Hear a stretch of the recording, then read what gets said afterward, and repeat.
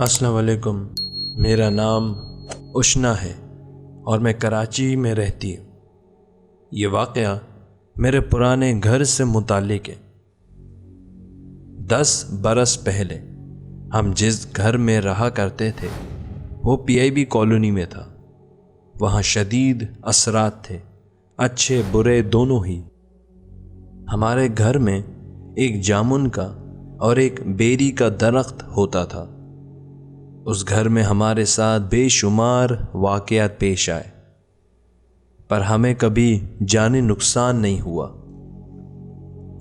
ہمارے گھر میں ایک کونے سے رات گئے ایسی آوازیں آتی تھیں جیسے کسی کی شادی چل رہی ہو۔ پڑوسیوں سے معلوم کیے جانے پر پتہ چلتا تھا کہ محلے میں کسی کے یہاں بھی کوئی شادی نہیں ہو رہی۔ ہمارے گھر میں جب بھی مٹھائی آتی تو وہ فوراً ختم ہو جاتی، اگلے دن تک کبھی بچتی ہی نہیں۔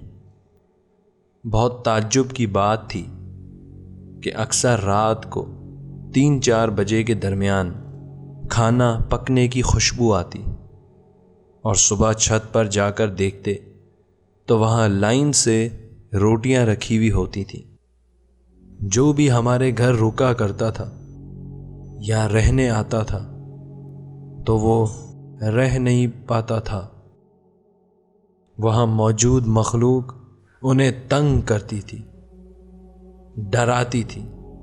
میرے والد صاحب کو اکثر گھر کے کونے میں ایک عورت نظر آتی جو سفید لباس میں ملبوس ہوتی تھی۔ یہ سب لکھتے ہوئے میرے رونگٹے کھڑے ہو رہے ہیں۔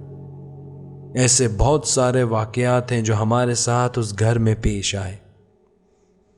وہ گھر ہم نے چھوڑ دیا اور جس نے وہ گھر خریدنے کے بعد توڑ کر بنایا اس نے وہ درخت بھی کاٹ دیے۔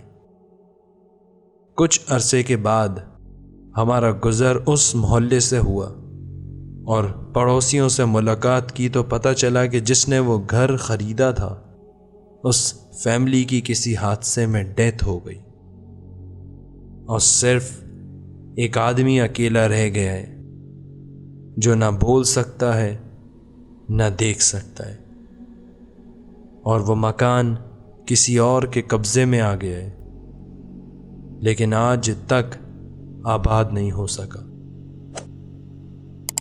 ہم نے بہت عالموں سے رابطہ کیا ان دنوں جب ہم وہاں رہتے تھے، تو انہوں نے کہا کہ بس آپ یہ درخت مت کٹوائیے گا، یہ مخلوق آپ کو کوئی نقصان نہیں پہنچائیں گی۔ لیکن یہ بات ہمارے بعد رہنے والی فیملی کو سمجھ نہیں آ سکی۔